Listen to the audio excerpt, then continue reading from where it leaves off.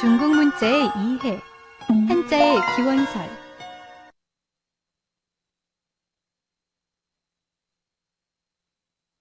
학습에 들어가기에 앞서 오늘 배울 한자를 미리 알아보겠습니다. 그림에 마우스를 올려서 확인해 보세요.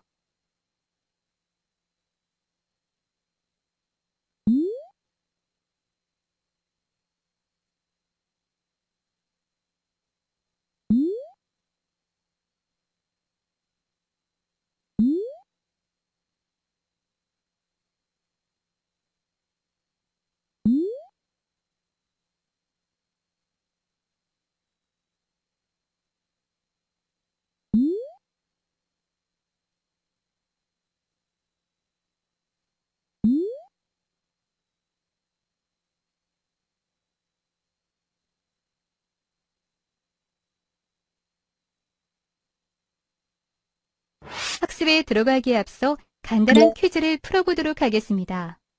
화면의 내용을 잘 읽고 정답을 맞춰보세요.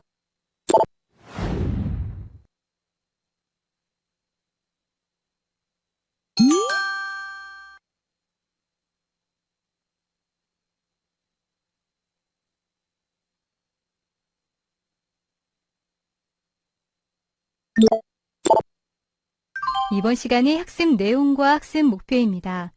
이번 학습을 통해 한자의 기원설을 통해 한자의 생성 과정에 대해 설명할 수 있으며 신체 관련 부수에 대해 설명할 수 있습니다. 그럼 학습 내용과 학습 목표를 잘 숙지하고 학습을 시작해 보세요.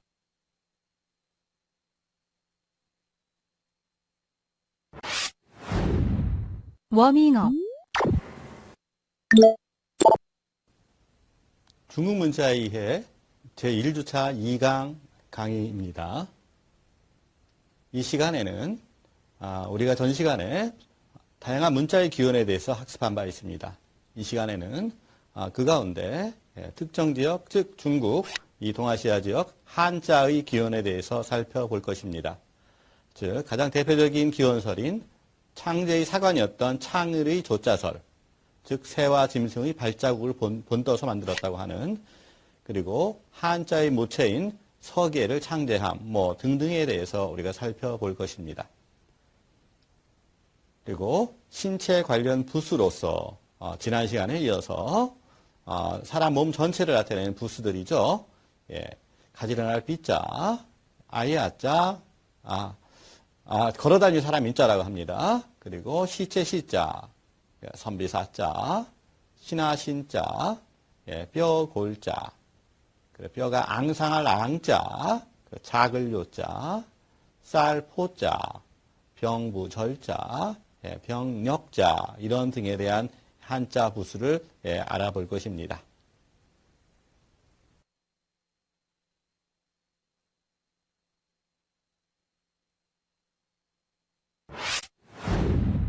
다양한 한자의 기원설. 창일이라는 사람은 지금부터 4, 5천 전에 살았다고 하는 전설상의 인물입니다.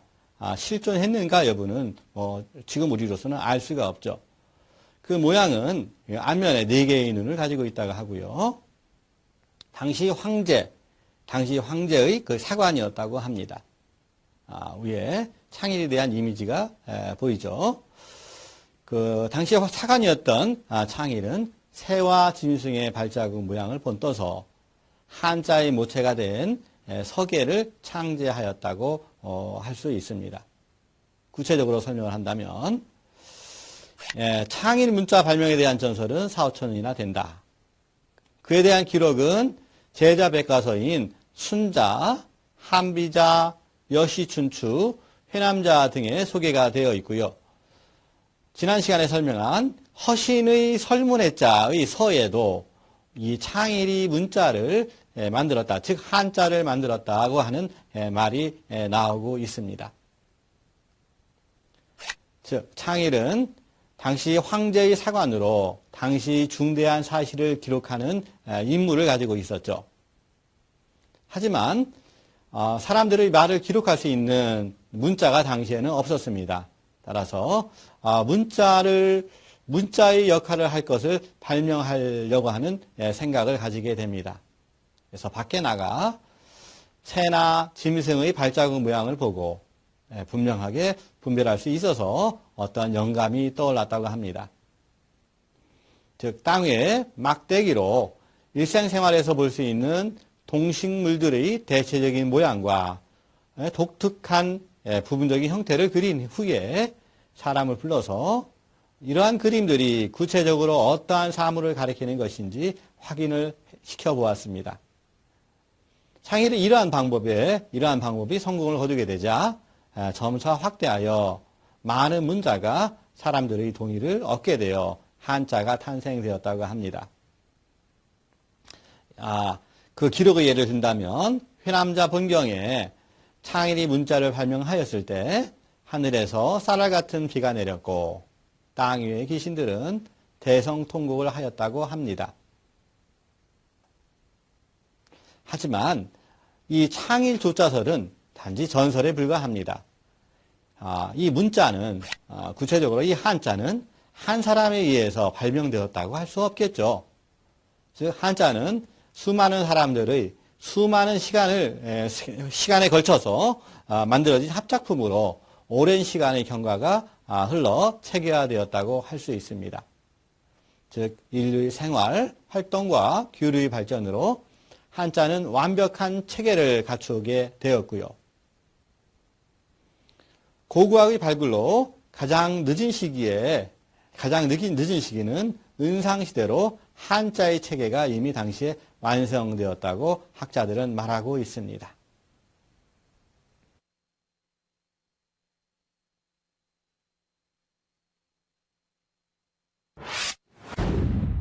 신체에 관련 한자 부수. 그럼 지난 시간에 이어서 신체 관련 부수로서 몸 전체를 나타내는 부수에 대해서 설명을 더 드리겠습니다. 여기에서 우리가 설명해야 할 글자들은 안일비자, 걸어다닐 이자, 인자, 그리고 시체시자, 선비사자, 신하신자, 뼈골자, 뼈 앙상할 알자, 작을 요자, 쌀포자, 그리고 병부절자, 병역자입니다. 이러한 글자들이 모두 사람 몸 전체에 대한 글자라고 할 수 있습니다. 첫 번째로 안일비자에 대한 설명입니다. 안일비자가 아니라 나란할 비자에 대한 설명입니다. 이 글자는 의미가 견주다, 나란하다라는 의미를 가지고 있습니다. 즉, 두 사람이 나란히 서 있는 모습에서 나란히 하다, 비교하다, 견주다라는 의미가 나왔다고 합니다. 즉, 두 사람이 어깨를 나란히 한 모양, 그것을 측면에서, 즉, 나란히 한 모양을 두 사람에 한정시켜서 그걸 측면에서 본 모양이라고 할 수 있죠. 즉, 나란하다는 의미에서 비교하다라는 의미가 나오기도 했고요. 그리고 견주다, 비슷한 의미죠. 오늘날 비자에 의거해서 소전의 모습을 찾아낼 수 있고요. 즉, 소전의 모습에서 두 사람이, 사람 인자 두 개가 있는 모습을 볼 수 있고요. 즉, 근문, 그 소전에 의해서 근문의 모습은, 그 사람의 형상이 좀 더 두드러지게 나타나고 있고요. 각골문은 근문의 모습을 뒤집어 놓은 모양이죠. 즉, 각골문은 근문과 다른 형태를 하고 있지만, 역시 두 사람이 나란히 상대의 어깨에 팔을 올리고 있는 모양이란 것을 우리가 알 수 있습니다. 이와 관련된 고사성을 하나 보자면, 비견수종이란 글자, 비견수종이란 성어를 우리가 살펴본다면, 즉 어깨를 나란히 하고 발꿈치를 따른다. 견은 어깨고요. 뒤에 종은 발꿈치입니다. 어깨를 나란히 하고 발꿈치를 따른다는 의미로 차례로 이어져서 끊이지 않음을 나타내는 말입니다. 즉 뜻은 견주다, 음은 비, 병음은 비, 우리 발음과 유사하죠. 부수 글자입니다. 즉 견주다, 나란하다, 가지런하다, 줄줄이 가다, 이러한 의미를 가지고 있습니다.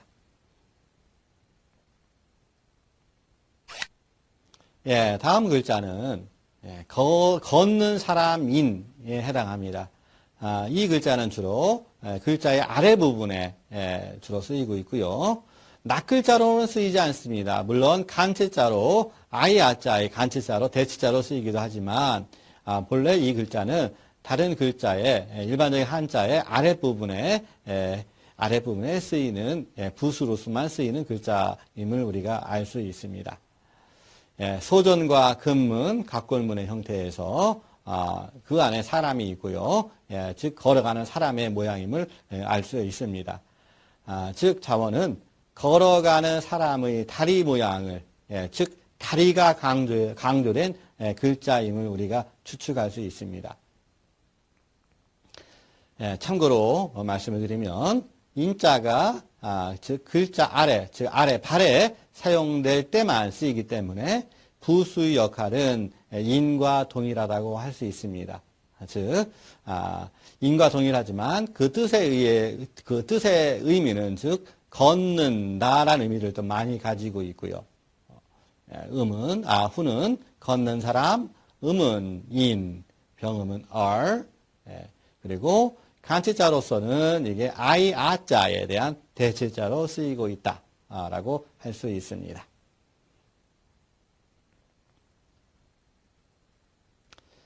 다음 글자는 주검 시자입니다. 즉 시신을 나타내죠.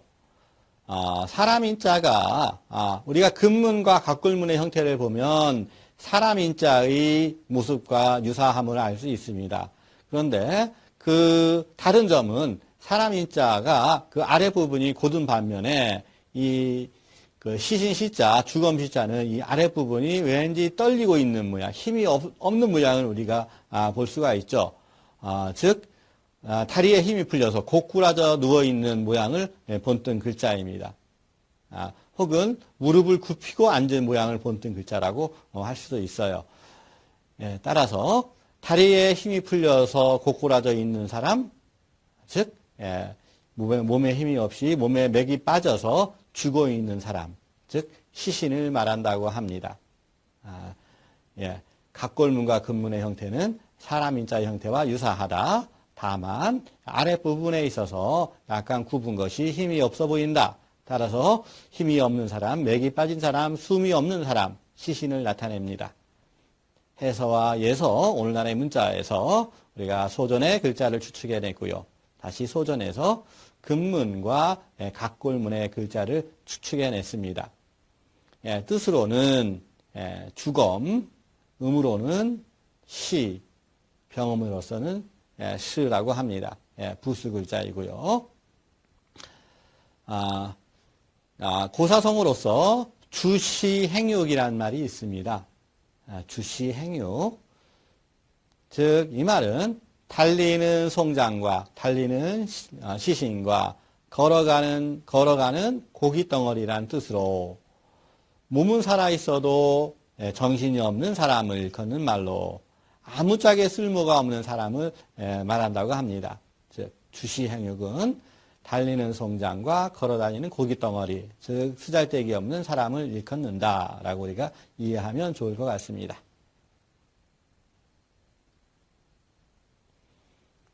다음 글자는 선비사자입니다. 이 글자는 선비란 것이 사람에게 해당하기 때문에 여기에 넣었다고 볼 수도 있고요. 이 경우는 두 가지 의미로 우리가 그 기원을 추정할 수 있습니다. 첫 번째는 도끼 모양에서 와서 도끼를 가지고 있는 사람, 병사, 즉 남자, 이러한 의미에서 왔다고 하고요. 또 하나는 열십자에다가 거기에 한일자의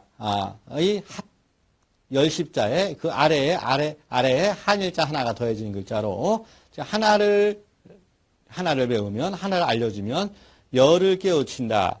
그러한 사람은 바로 선비다, 학자다라는 의미에서 선비가 나왔다고 해석을 하기도 합니다. 그렇지만 일반적인 해석으로서는, 일반적인 기원서로서는 즉 도끼의 모양을 가진 것에서 병사, 무사의 의미가 나왔다고 봅니다. 즉 우리가 지금부터 오래전의 책들, 즉 2000년 이전의 책들, 춘추 전국시대의 책들에서 쓰이는 선비사자의 그 의미는 주로 병사의 의미로 많이 사용되고 있습니다. 훗날에 이 글자가 선비사, 즉 학자의 의미로 사용되고 있지, 예전에는 본래 선비라는 의미보다 무사, 병사의 의미가 더 많았다는 것을 우리가 알 수 있죠. 그것에서 이 글자는 본래 도끼의 모양에서 유래가 되었다. 도끼의 모양에서 무사, 병사의 의미가 나왔다는 것을 우리가 추정할 수 있는 겁니다. 본다면 예서와 해서는 오늘날 쓰는 문자고요. 소전의 모양, 근문의 모양. 소전도 오늘날 쓰는 예서와 해서와 유사하죠. 근문의 모양을 보면 물론 소전에 의해서 우리가 근문의 모양을 찾아냈지만 그것은 근문의 모양을 보면 이 글자가 바로 도끼를 그려냈구나라는 것을 우리가 바로 추정할 수 있죠.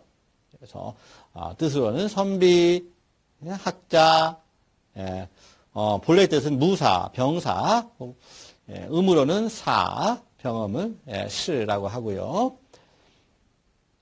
여기서 고사성어를 본다면 청운지사라는 뜻을 본다면 고관대작으로 입신 출세한 사람을 나타내기도 하고요. 또는 학덕이 아주 높은 사람, 또한 속세를 떠나 수모 사는 선비를 일컫는다 하기도 합니다.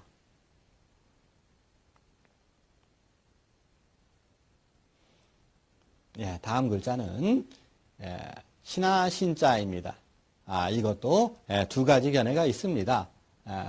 여기서 대표적인 것 중에 하나가 임금 앞에 무릎을 꿇고 허리를 굽히고 있는 신하의 모습, 각골문 근문의 형태에 보면 무릎을 꿇고 있는, 허리를 굽혀 무리를 굽히고 있는 모습, 즉 윗사람 앞에서, 임금뿐만 아니라 윗사람 앞에서 무릎을 꿇고 있는 옆모습을 나타낸 글자. 거기서 아랫사람, 즉 임금에 대해서 아랫사람, 신하의 모습, 신하의 뜻이 나왔다고 하기도 하고요. 혹은 이 글자가 눈목자와 같은 눈의 모양에서 나왔다고 하기도 합니다. 하지만 여기서는 즉 임금 앞에 무릎을 꿇고 허리를 굽히고 있는 모양에서 나온 거로 간주하여 몸을 나타내는 글자로서 분류를 하였습니다. 즉 윗사람 앞에 무릎을 꿇고 허리를 굽히고 있는 옆모습에서 신하의 모양, 신하의 뜻이 나왔다라고 추정을 하는 것입니다. 뜻은 신하, 음은 신, 병음은 천이라고 하죠. 거기에 성어를 본다면 고갱귀신이라는 말은 고갱, 다리와 괭, 다리와 팔뚝에 비길만한 신하라는 뜻으로 임금이 가장 믿음을 주는 신이 많은 중요한 신하임을 이르는 말이 고갱지신이라고 한다고 합니다.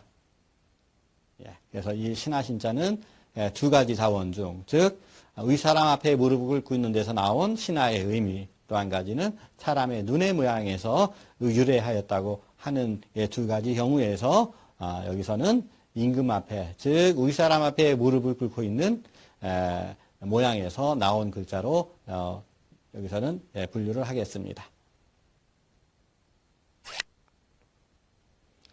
다음 글자는 뼈골자입니다. 뼈골 혹은 해골골, 즉 살이 다 발라진 뼈를 뜻하여 나타낸 글자. 즉 밑에 달월변이 있죠. 이 달월이란 것은 나중에 우리가 부수의 분류에 의해서 설명할 부분에 우리 설명을 할 텐데, 즉 고기육의 변형 글자가 바로 이 달월입니다. 여기에 달월은 달의 의미가 아니라 고기를 나타내는 것입니다. 즉 고기가 다 발라진 형태, 즉 뼈가 남은 형태에서 기원한 글자. 그래서 뼈라는 의미가 나왔다라고 합니다. 뜻은 뼈, 음은 골, 병음은 구라고 하죠. 예서와 해서는 오늘날 글자고요. 그것에 의해서 소전의 글자를 찾고요. 거기서 백문이라는 것은 짐승이나 혹은 짐승의 가죽이나 혹은 비단, 즉 배, 우리가 옷감 종류의 글씨를 썼던 문자가 바로 백문이죠. 물론 백문도 붓으로 썼기 때문에 그 문과는 조금 다른 형태, 다른 모양의 필획이 가미되어 있죠. 그리고 각골문, 이런 형태 보면 살이 벗겨진, 살이 발라진 앙상한 뼈를 나타낸 글자임을 우리가 추측할 수 있다. 고사성을 하나 본다면 계란유골이란 말이 있습니다. 물론 이 말은 아마 중국에서 유래한 그 고사성어가 아니라 우리가 조선시대 때 유래된 글자입니다. 고사성어입니다. 즉 계란에도 뼈가 있다는 속담으로 복이 없는 사람은 아무리 좋은 기회를 만나도 덕을 못 본다는 말이죠. 즉 계란에 뼈가 있다, 계란이 골았다고 우리가 해석을 하기도 하고요. 이 골자가 음에서 이게 한국에서 생긴, 즉 조선시대 때 생겨난 고사성어예요. 그래서 여기 골의 의미가 음에 우리 한국어 골았다의 골로 해석을 하기도 합니다. 그래서 계란이 골았다라는 의미로 보기도 하고요. 또 계란에 뼈가 있다, 그것도 계란이 상했다라는 의미가 되죠. 그래서 계란에 뼈가 있다, 계란이 골았다, 두 가지 의미로 해석할 수 있는데, 즉 복이 없는 사람은 아무리 좋은 기회를 만나도 덕을 보지 못한다는 말이란 뜻입니다. 그래서 이 뼈 골자는 훈이 뼈, 음은 골, 병음은 구, 휘 글자로 간주합니다.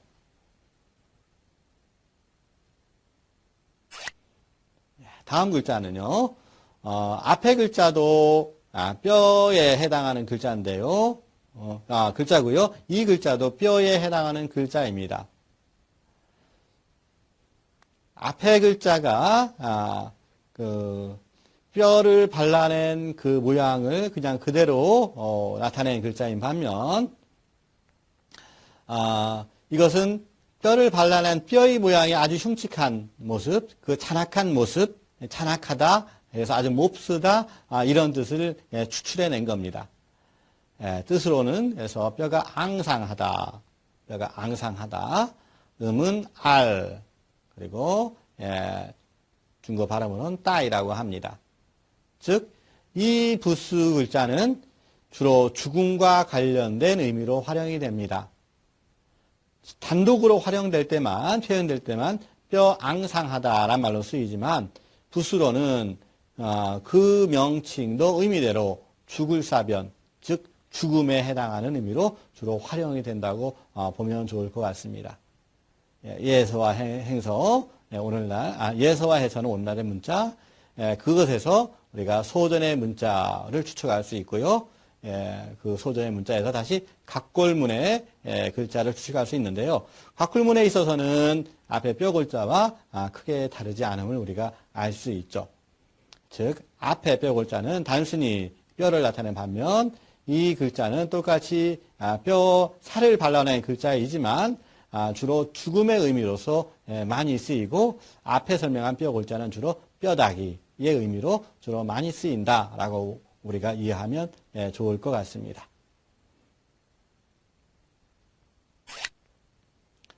다음 글자는 작을 요자입니다. 즉, 이 글자의 유래는 아기가 막 태어났을 때의 모습을 본뜬 글자라고 합니다. 즉, 아기가 처음 태어났을 때, 처음 나왔을 때 모양이 작다라는 의미에서 작다, 어리다의 뜻을 가지고 있다고 합니다. 그러면 이게 왜 어떻게 어린아이임을 알 수 있는가? 물론 이 글자는 온전하게 글자로 활용되지 않고 어떠한 글자에 들어가서 포함된 글자, 즉 붓으로서 활용되는데요.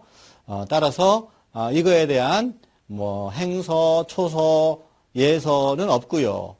마찬가지 근문과 각골문도 존재하지 않습니다. 즉 소전에 의해 본다면 아래 몸뚱아리, 둥근 몸뚱아리와 둥근 머리만 있는 모습을 볼 수 있죠. 즉 신생아는 즉 우리가 앞에 설명한 아들 자자의 모양도 그게 어떻게 아이들이 팔을 벌리고 춤추고 있는 모양임을 알 수 있는가? 즉 머리가 강조된 것을 통해서 그게 어른이 아니라 아이란 뜻을 우리가 유추했듯이 여기서도 위의 부분이 굉장히 강조됐죠. 즉 신생아는 일반적인 어린 아이, 즉 어린이보다도 머리가 더 비율적으로 더 크죠. 그래서 아래 몸체에 해당하는 부분 원과 머리에 해당하는 원이 그 비율이 비슷하게 특징을 그려내었습니다. 그래서 이게 신생아의 몸을 그려낸 글자라고 유추해 내고 있죠. 그래서 신생아에서 작다, 몹시 어리다 라는 의미가 나왔다고 보면 됩니다. 부수의 활용도 작다, 미세하다 등의 의미로 활용이 되고 있습니다. 그러니까 주의할 바로는 실사는 자체 부수, 거물현자는 마찬가지 자체 부수이죠. 예, 다음 글자는 이게 쌀포자입니다. 싸다라는 의미를 가지고 있죠. 이것도 주로 단독 글자로서 활용되지 않고요. 부수 글자로 주로 활용이 되는데요. 이 글자는 사람이 앞으로 구부리고 껴안고 있는 모양을 본뜬 글자. 즉 어떤 것을 품고 있는 모양을 본뜬 글자. 그것을 옆모습, 어떤 것을 품고 있는 옆모습을 나타낸 문자라고 우리가 이해하면 좋을 것 같습니다. 즉 어떤 것을 품고 있다, 어떤 것을 싸고 있다. 그래서 쌀포라고 우리가 이해하면 좋을 것 같습니다. 후는 싸다, 그리고 음은 포, 병음은 빠오고요. 부수 글자입니다. 부수의 활용도 싸다라는 의미로 활용되기도 하지만 그렇지만 대부분 이게 발음으로 사용되어 형성자에서 즉 발음을 나타내는 부분으로 활용된다는 뜻입니다. 해서 그리고 소전의 모양 이 글자도 낱글자로 사용되지 않기 때문에 단독 글자로 사용되지 않기 때문에 다른 서체는 발견되지 않고요.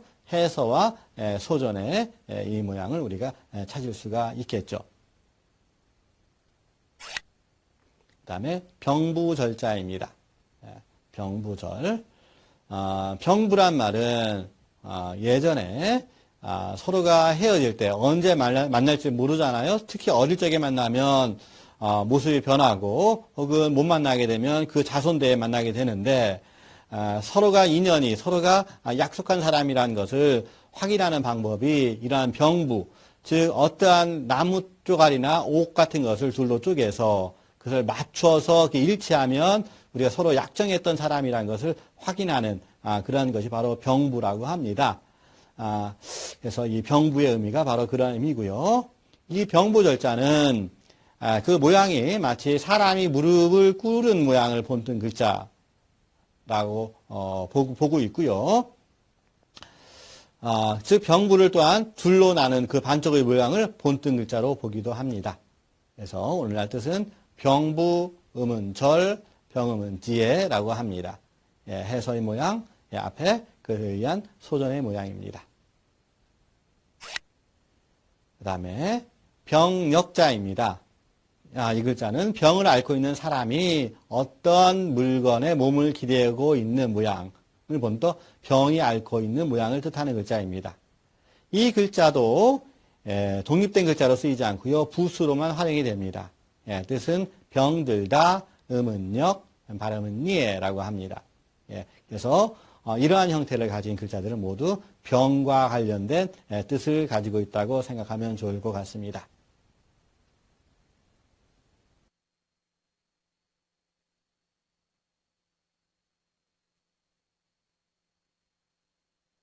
이번 학습을 통해 배운 내용을 퀴즈를 통해 확인해 보겠습니다. 퀴즈는 총 3문제입니다. 그럼 시작해 볼까요? 스타트 버튼을 클릭하세요.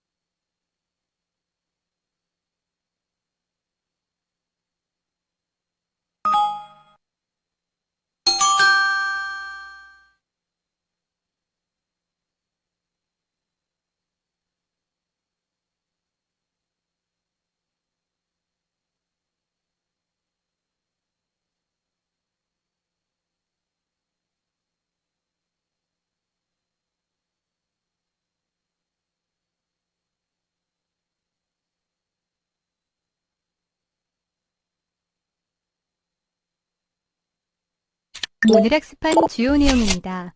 학습 정리를 통해 오늘 학습한 내용을 다시 한번 숙지하시고 부족한 부분은 꼭 확인해 보세요.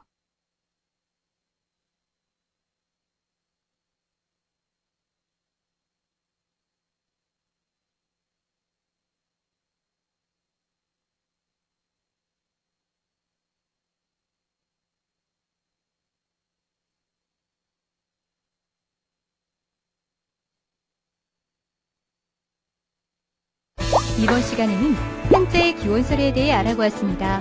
수고하셨습니다.